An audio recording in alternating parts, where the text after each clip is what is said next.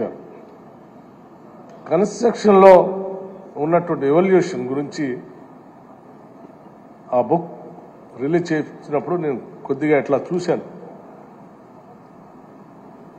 అనేక మార్పులు బయట ఎగ్జిబిషన్లో కూడా చూశాను. ఈ మార్పులు అన్నిటి ద్వారా అంటే సైంటిఫిక్ టెంపర్మెంట్తో పాటు అండర్స్టాండింగ్ అంటే ఈజీ మెకనైజేషన్ తో ఈరోజు నిర్మాణ రంగం చాలా స్పీడ్గా ముందుకు పోతాం.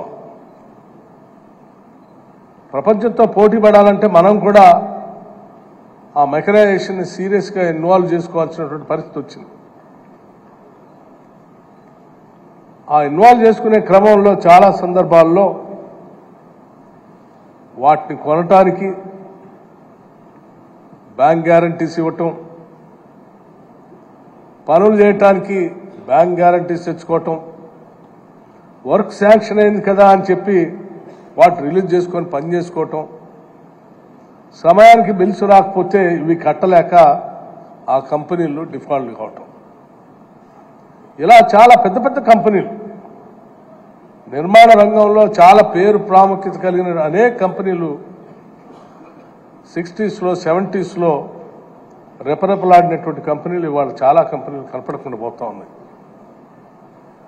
కారణం రకరకాలైనటువంటి ఇబ్బందులు, ఫైనాన్షియల్ ఇబ్బందులతో ఉత్పన్నమైనటువంటి ఈ సమస్యల్ని అధిగమిస్తే తప్ప ఈ కంపెనీలన్నీ కూడా మేము చేసేటువంటి నిర్మాణ రంగానికి మేము కాంట్రిబ్యూట్ చేసే విధానం సంపూర్ణంగా చేయలేమని చెప్పేటువంటి మీ అందరి అభిప్రాయాన్ని సంపూర్ణంగా అర్థం చేసుకున్నటువంటి ప్రభుత్వ ప్రతినిధులుగా మేము మాటిస్తా ఉన్నాం. సాధ్యమైనంత వరకు నిన్న మా ముఖ్యమంత్రి గారు ఇక్కడికి వచ్చి మీ అందరికీ సందేశం కూడా ఇచ్చి వెళ్ళారు.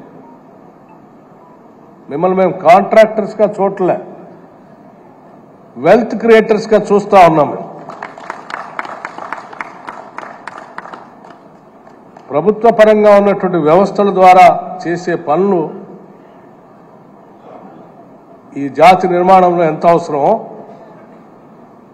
ప్రభుత్వ పరంగా లేనటువంటి వ్యవస్థలు కూడా ఈ జాతి నిర్మాణంలో ప్రముఖమైనటువంటి పాత్ర పోషిస్తున్నటువంటి వ్యవస్థలు ఇవన్నీ.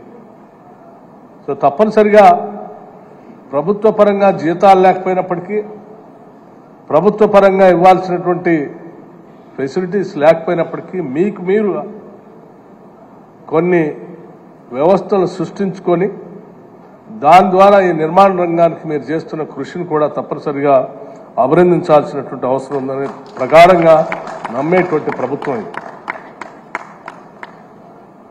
అట్లాగే ఇంకా కొన్ని సమస్యలు కూడా చెప్పారు. వాటన్నిటిని కూడా సావధానంగా ప్రభుత్వం పరిశీలన చేస్తుందని చెప్తూ మీ అందరూ ఇలాగే ఇంకా బాగా అభివృద్ధి చెందాలని,